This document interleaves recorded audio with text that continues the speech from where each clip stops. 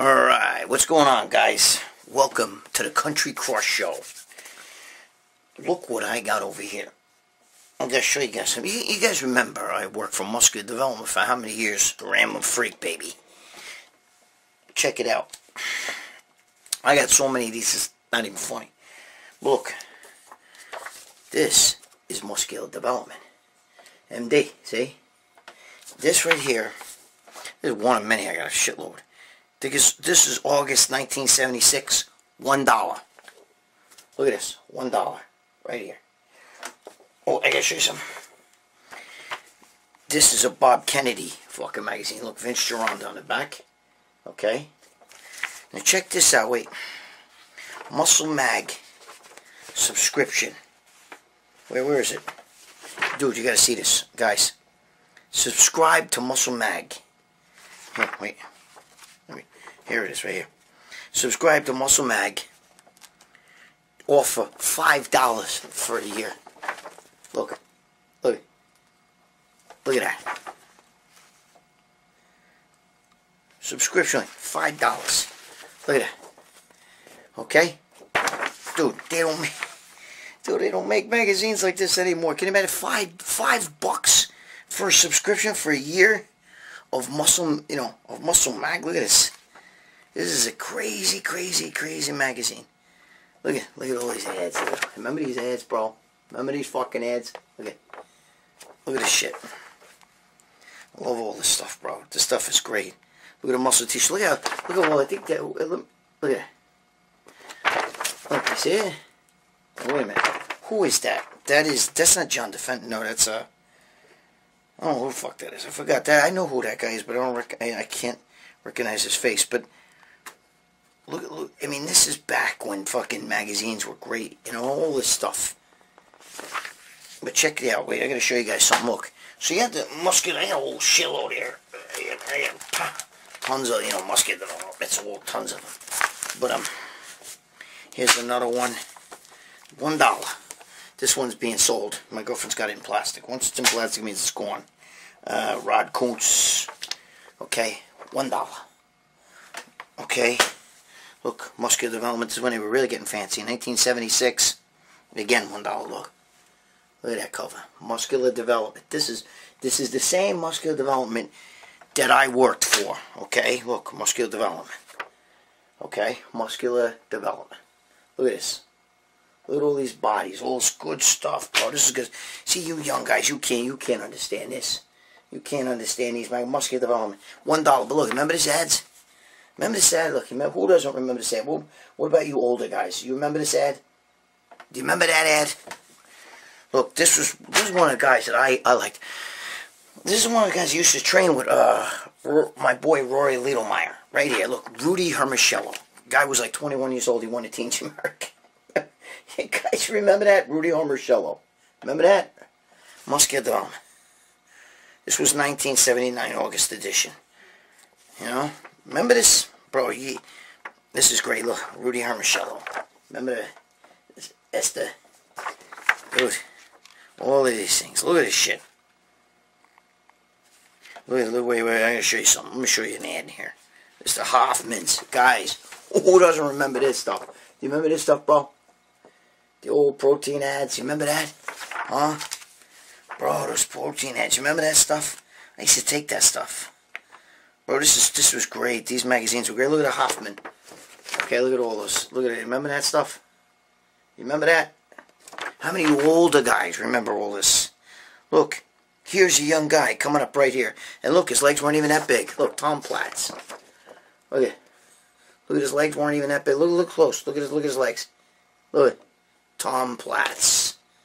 Tom Platz. Look, his legs weren't even that big. Look at that. Can you see? Bro. Rudy Hermichelle, look at the back again. Yeah, look, imagine these guys used to have legs. That's guys used to do legs with those leg shoes right there. Look at that. Remember that? They're like dumbbell shoes. Amazing. Dave Johns. Dave Johns. Look. Remember this? What year was this one? $1. 1974. 1971. 1971 right here. And on the back, Bob Hoffman's York Barbell. Look at that. I know you guys love this stuff. Look, Dave Johns in the middle. Again, used to cut these out, put these on your wall. Dave Johns. I think he was Mr. America then, right? Yep. Oh, this is 1977, Mr. America. So it wasn't 1971. Oh, shit. Anyway. Guys. You can't get magazines like that anymore. But you can get this. Yeah, baby. Look at that. Yep. Alright. Yep. It's your boy right there. Look at this. Yep. With Boston Lloyd. My boy Boston Lloyd is in here. Okay? Boston Lloyd doing his fucking thing. Listen. Right now. Talk to Joe. You can get a copy signed. You gotta ask Joe. He'll get them for you. But that's about it. We got the Country Crush handle. Always. It's always in the house. The Country Crush handle, baby. Okay? Country Crush handle. In your face. Look at this shit, bro. Bam. I'm gonna go to back. I'm gonna do back after I do this. After I do the show right now. So I might use that handle right now, actually. Right there's the hat. The other handle. Lou Ferrigno. His father gave me that. My boy. Okay, Johnny Morant. Johnny Morant right there. Guess posed as me and fucking Triple H. Anyway. The other shirt right there. Old wood lacrosse stick hanging down. Alright, let's have a little fun, okay? Alright, I know you guys like when I show you the old magazine, so I do that stuff, so but alright, we're gonna get busy.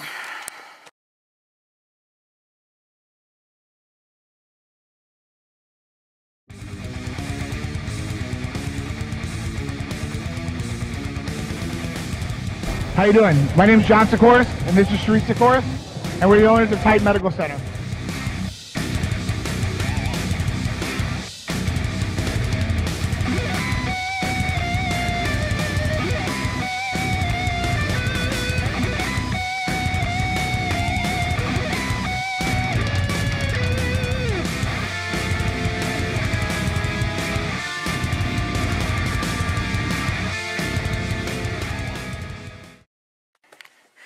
Alright, first question.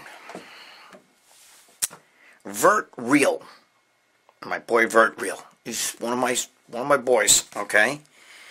He's always asking good questions, and he's got a good one here. He wants to know, in the last video, you talked about influencers, okay? And he's asking me, who influenced you the most and inspired you the most? And if you watch YouTubers, who do you watch? What's your opinion on Joe Rogan? That's what he asked me. Alright, Vert, here's the deal. My opinion is this. I don't really watch too many YouTubers. You know, I do watch. The only people I watch, to be honest with you, is... I don't even watch my own videos. I'm just straightening out the camera here, sorry. I do watch Joe Rogan. Yes, I do. I was supposed to go on Joe Rogan's show a few times, so we'll iron that out. We'll see what's happened, you know. I'm going to get on here, I know, one of these days, but we'll see what happens. I like Joe Rogan because he doesn't talk about MMA shit all the time. He talks a lot about a lot of things that I find interesting, and I like to do that. If I was going to do a show, I would want to do a show like Joe Rogan. Not exactly like Joe Rogan, but I don't want to sit here and talk about bodybuilding all day and all night. I mean, I can only handle so much of that shit, you know what I'm saying? You know, I'm into all that stuff, you know, like the bullshit of climate change, and, you know, you name it, I'm into all that stuff.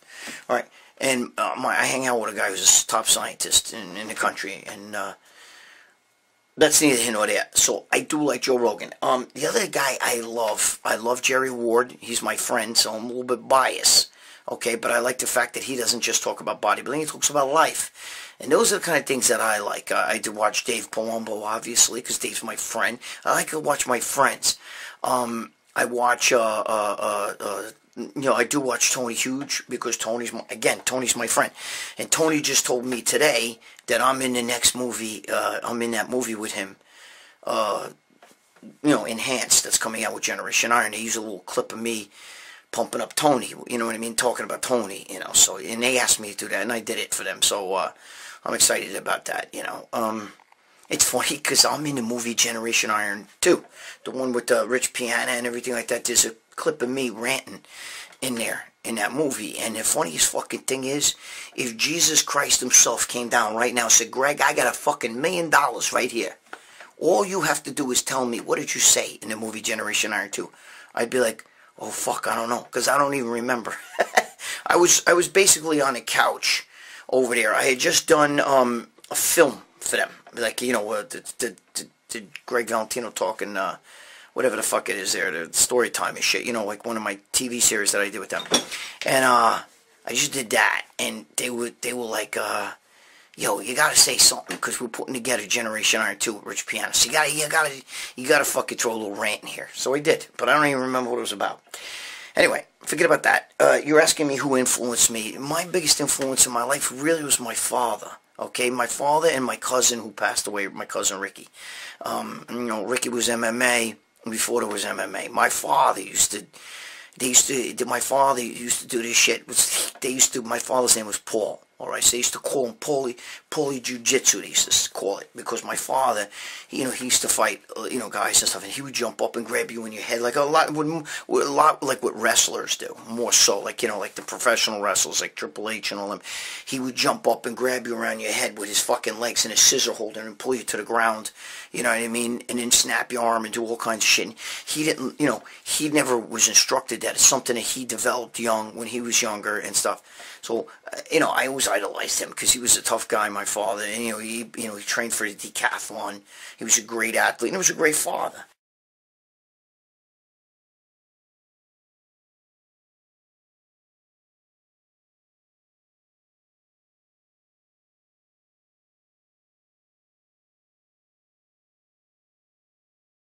So I analyzed my father and my cousin Ricky too. I used to go down and I watched my cousin Ricky win the Golden Gloves and all this stuff. He passed away though.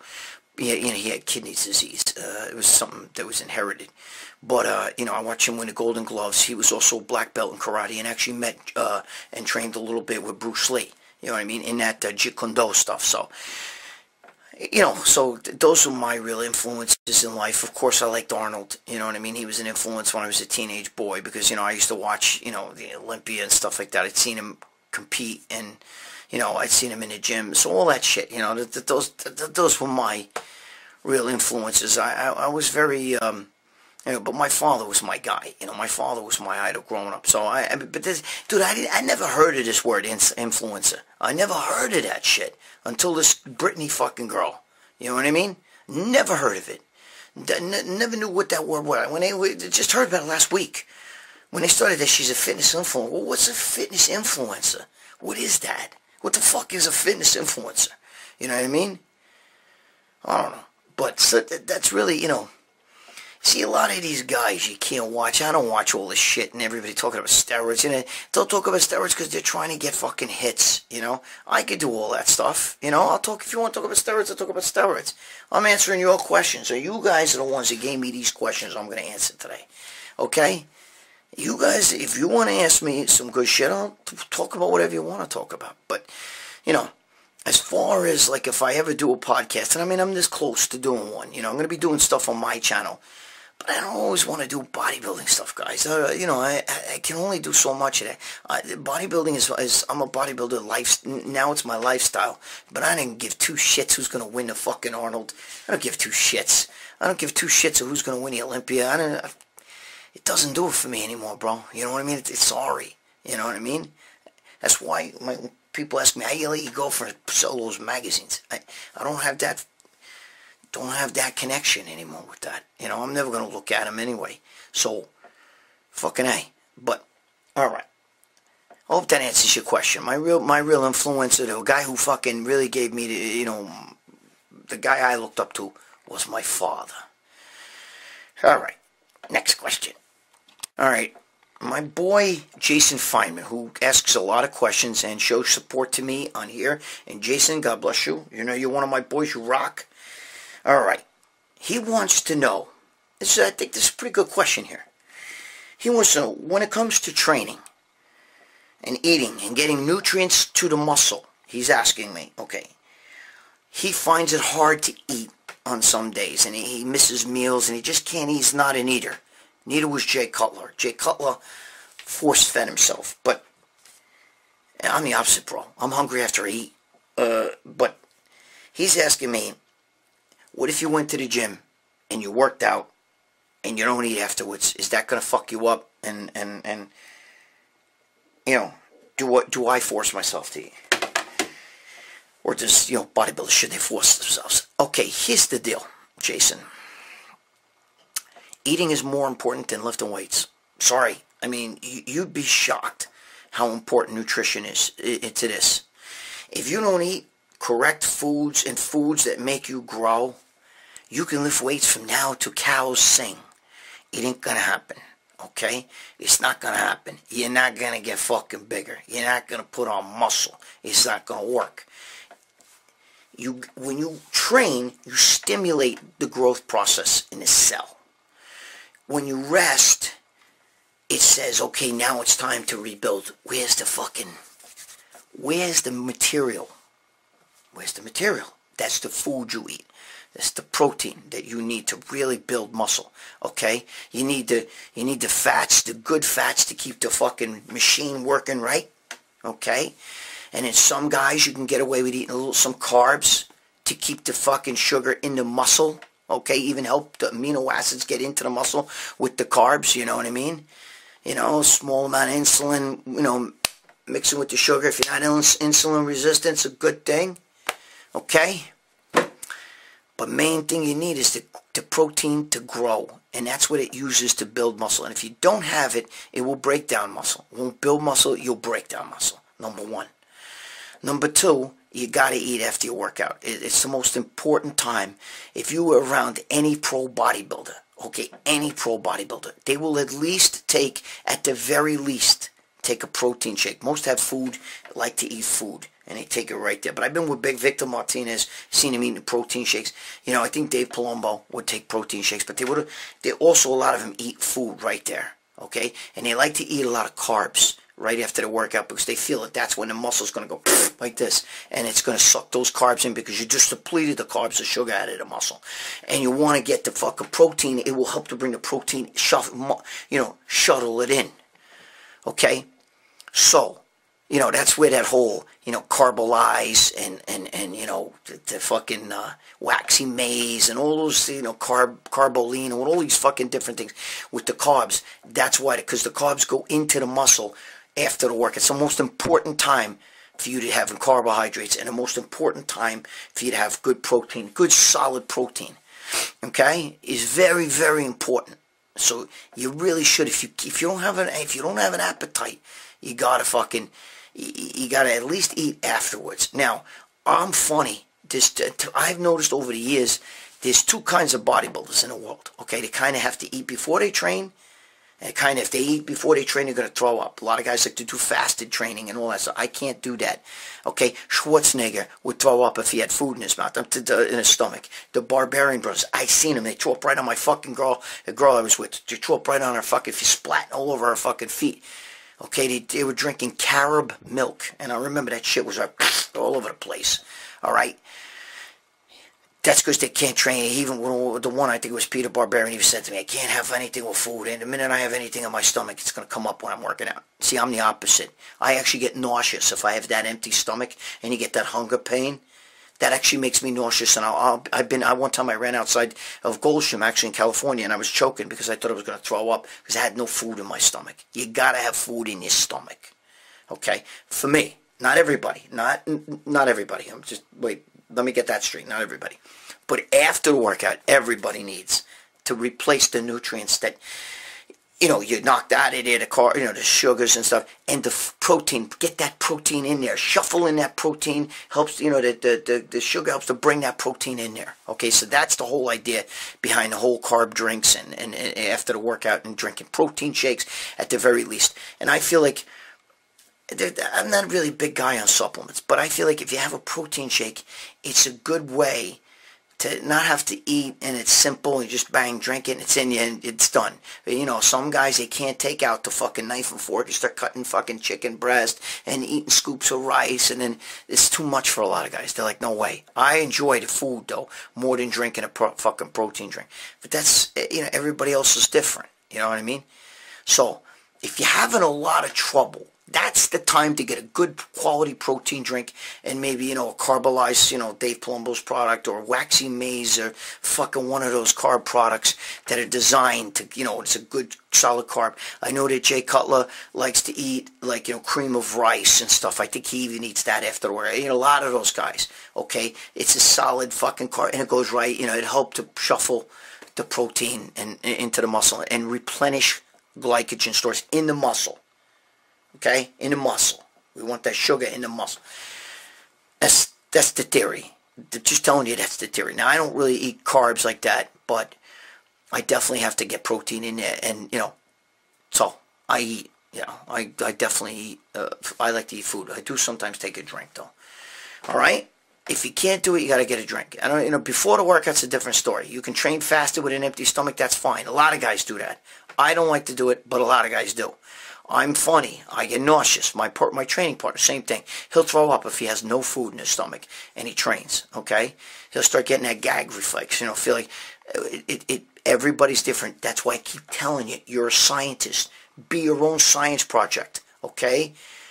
Find out what's right for you. I'm giving you the information here. You got to sift through it and say, this is the way I am, okay? I can't eat before the workout, but everybody has to replenish their body when they're done working out. You can't keep working out and eat nothing, because that's when your body's going to catabolize itself. Gabish? You fucking gabish? Bajigaloop? Alright. Alright.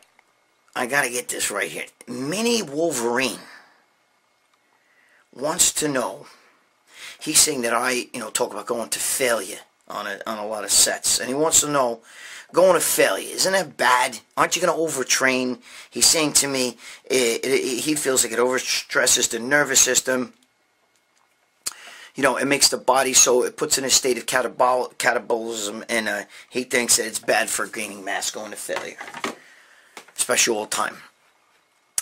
Well, here's the thing, okay?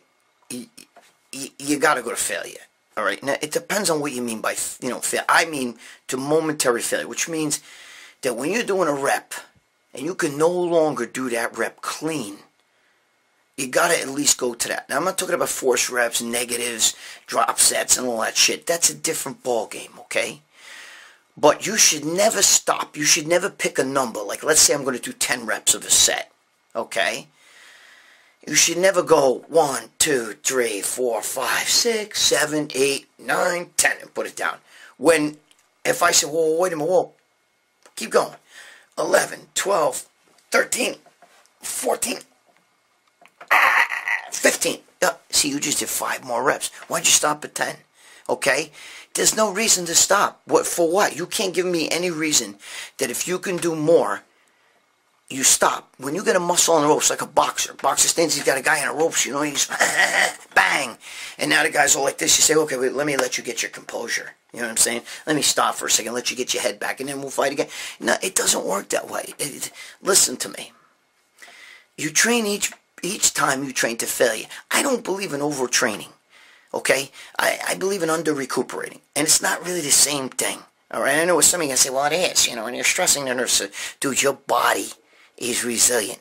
There are some people who can't do much, that don't have the ability to train like that. Okay, there are, but few, very few. Most people do, okay? Our bodies are resilient, okay? We're used to moving, walking around, working all day, picking up stuff, walking your body around. You think doing a couple sets with weights and stuff like that, just because you go to failure, you think that's going to, like, really kill your nervous system? It's going to kill your nervous system if you're not eating, you're not sleeping, you're taking pre-workout all day, all night, you're lit. You know what I'm saying? And you haven't, you worked out yesterday, you haven't slept, and now you're working out today. That's a different story. But for most people, okay, there's no reason that you could give me, no great trainer, like a Vince Gironda or something like that, would smack you in the face for even asking a question like that. Why would you stop? Why? Even the heavy-duty guys who do heavy-duty, okay, Dorian Yates, guys like that, they would never stop. That's when the set began. It could take 5 minutes for a guy to do one set in heavy-duty because he'll fail at 10, and he'll end up getting another 15 reps because he's forced to drop sets, negatives, the whole bit, bro. The whole bit. Arthur Jones, then you would say that everybody did heavy-duty overtrained. You would say Arthur Jones was an overtrainer because he would make you do a set until you fucking threw up almost, okay? I'm just telling you. So, I believe overtraining. C.T. Fletcher even said, overtraining's an excuse. It's an excuse. If bodybuilders back in the 1970s, in Schwarzenegger's day, and in my day, everybody, including myself, trained each body part 3 times a week with minimal steroids. I didn't take the steroids these guys take today. And with the steroids these guys are taking today, you can train a lot more because they help to recuperate your body with the positive nitrogen and everything, okay? But in Schwarzenegger's day, they trained 35, 40, 50 sets of body part 3 times a week, and they would do 2, 3 body parts a day. Think about how much work that is. And they didn't just stop 1, 2, 3, 4, 5, 6, 7, 8, 9, 10. That's it. Let me stop. No. They stopped when they couldn't do a clean rep anymore, and so should you. And if you're fucking stopping before that, you're just basically kidding yourself. You're buying into all this shit these idiots are talking about. These gurus, these guru wannabes. Most of those guys look like shit too, by the way. But they all fucking talking about, overtraining and training too much, and it's bullshit. Like C.T. Fletcher says, shut the fuck up and start doing a goddamn workout. That's what fucking C.T. Fletcher would say. He was against all that shit. Even somebody like Rich Piano, who would not only do a lot of sets and a lot of reps in the gym, but then would go home and do feeder sets on top of that. And would do them every fucking day. Wouldn't that be overtraining? Wouldn't that consist of overtraining? No. There's no such thing, okay? It's only under recuperating. I don't believe, this is my opinion. There's a lot of you guys who don't believe me. Who say, now you're wrong. But to me, the guys from the 70s were a perfect example. They all trained like that. And even the guys that did heavy duty trained not only to failure, but beyond.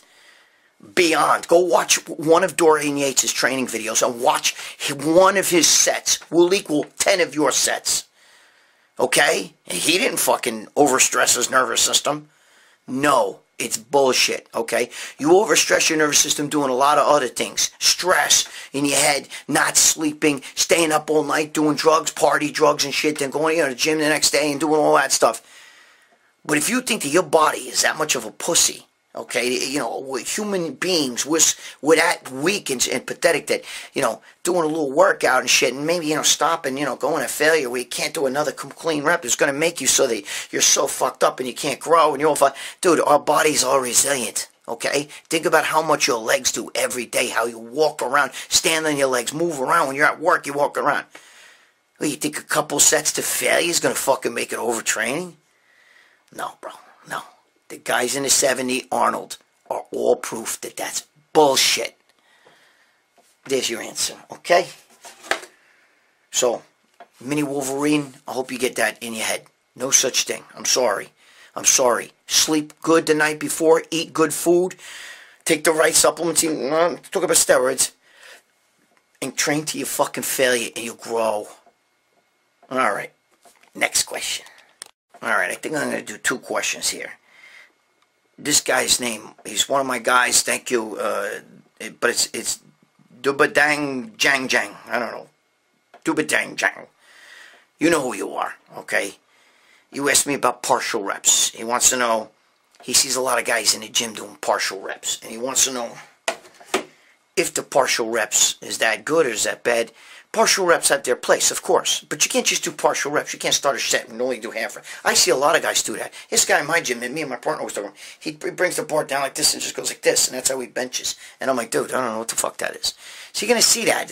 The gym breeds assholes, okay? It breeds fuckos. All right? There's a lot of fuckos in the gyms, all right? So you got to fucking understand that.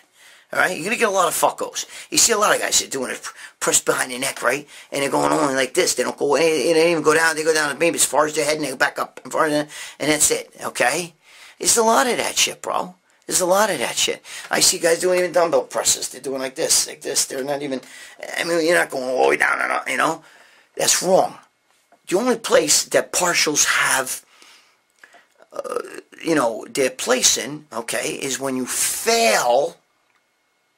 When you train to failure, and then you want to go a little bit beyond, and you can't do a full rep, you do a half rep like this because you're in fucking wicked, you know what I mean, and you're doing almost like a heavy duty type training, or you're really going beyond failure, you're going to like, you know, into, you know, partial reps, half rep, you know, when you can't do anymore, that's a different story, okay? But I think what he's talking about is there's guys in the gym that just don't even that never do one complete full rep, and that's wrong, bro. That they look like shit too, unless they're on massive, massive amounts of shit. So of course, you know, partial reps can be done only after you fail. All right? Only after you fail. And that's just to squeeze out a little something. Usually cheat reps. You ever see Schwarzenegger when he couldn't curl anymore? He'd be bent all the way back like this, and he'd be swinging the bar. Swinging it like this. But he didn't do that from the first rep. He was doing his first reps like this, and then when he can't do anymore, like this. But it was only after he failed. Cheat reps, partial reps, only after you fail. And let's see. Cosmo wants to know about the rear delts. He heard me talk about rear delts. You always do the rear delts first, and the rear delts are what gives you the width to the shoulder. Listen to me. Rear delts is what creates that shelf, that squareness to the shoulder. And he's saying here, but if you don't do your front delt and your side delt, won't your delts be lacking? Well, wait a minute. Nobody's saying to not do your front delt and your side delt. Listen to me, Cosmo. Listen.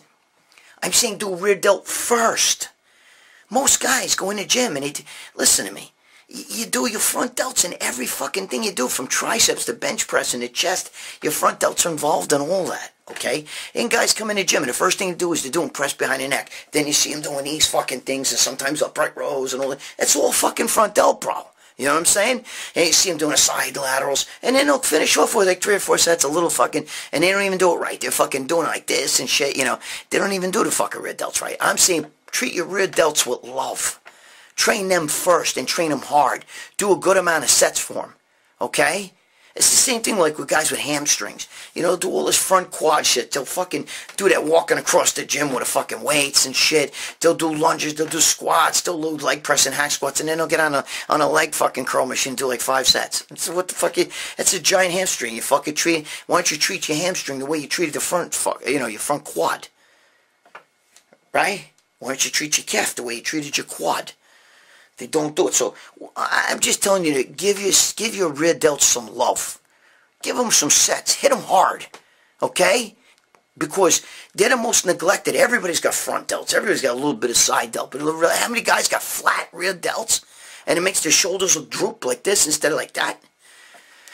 That's all I'm saying. You know what I mean? You know, Cosmo, I'm not telling you not to fucking do front delts. I'm saying do rear delts first. Then side. Then front.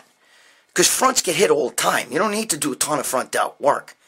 I mean, again, you're doing incline presses, dumbbell presses, bench press, incline dumbbells, you're doing flies, you're doing fucking cable curls, all that shit hits dips, you know what I mean? And triceps, even skull crushes, you know, fucking everything. They all hit your fucking front delt, everything. It's almost impossible not to hit your front delt.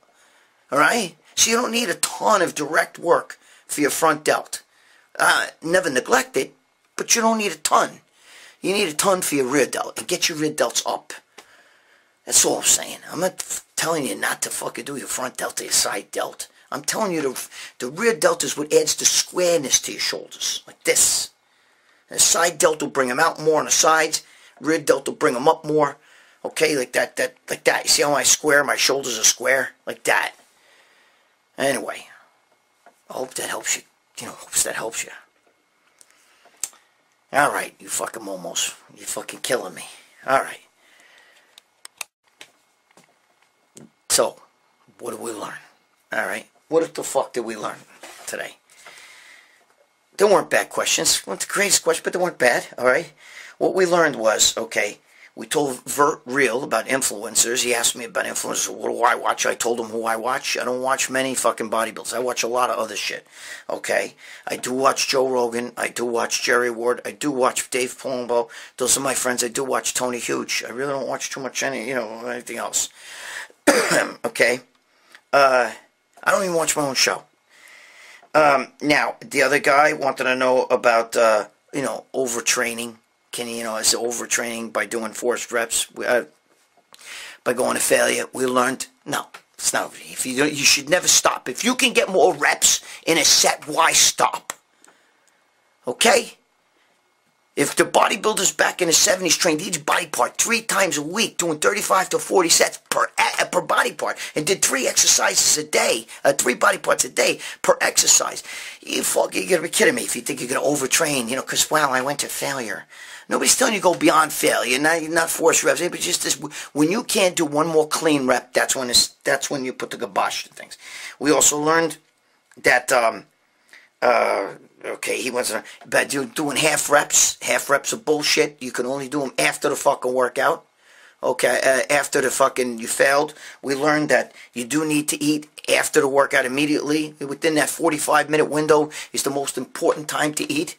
Okay, a lot of guys like to take in carbs with the protein because the belief is the carbs not only will replenish the glycogen that you took out of the fucking muscle by working it out, but also will help to shuffle in the amino acids into the fucking muscle. Okay, so it'll help to bring nutrients into the muscle.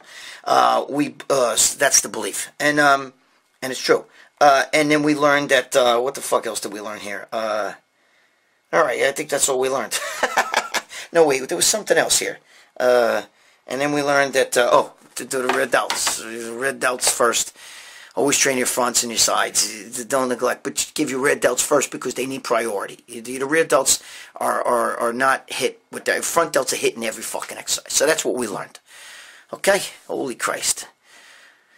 Weren't bad questions. Wasn't the greatest. We'll learn more next show. Maybe some of you guys ask some really juicy questions. I'm not talking about juice, but if you want to talk about juice, we'll talk about anything. Doesn't matter. So go to the Country Crush website, right? Order them fucking badass handles or whatever. Get the shirt if you want. If you don't want the fuck, you can't afford the handles, whatever. I don't know. You know what I mean? Come watch my, watch my next show, The Talk of Smack. All right? That'll be out, if you want the fucking, oh shit, and you want the magazine right here, baby, right? This issue, the collector's issue, okay? You got me, Lee Priest, Boston Lloyd, Jerry Ward, Joe Pietaro, fucking my boy Dave Goyce, Big C Green, all these guys. I got a lot of guys in there, okay? There you go. So, alright, listen guys. I'm a fucking Momo. I'm going to go hit the gym right now. Believe it or not, it's like 2 in the morning. So, alright? I thank you guys for being here. You're a bunch of fuckos. Some of you are fuckos. There's a few of you guys who are fuckos. You know who you are, who I'm talking to. And, we'll get to that shit. Talk of smack. But, for now, I love you guys, alright? Thank you for all the comments. Thank you for, for being here. Put your comments below. Put your questions. Put down a fucking good question. I want to answer good shit. You know what I mean? I want to answer good fucking questions here. I can only answer what you guys ask me. So if you're not happy with these questions today, you're like, it was kind of lame. Well, blame yourselves because you're not asking me the good shit. All right? Gabish? All right. I love you guys. You know what I'm going to tell you, though? Stop fucking around. You're a fucking Momo, but I love you. Pay your child support. Be good to your kids. Be good to your girl. Be good to your significant other. Make sure you fucking ring that little bell here, wherever the fuck it is on YouTube, to get your notifications. Like the video, subscribe, buff uncle, all you guys, whatever. I love you. Alright. I'll see you guys next week.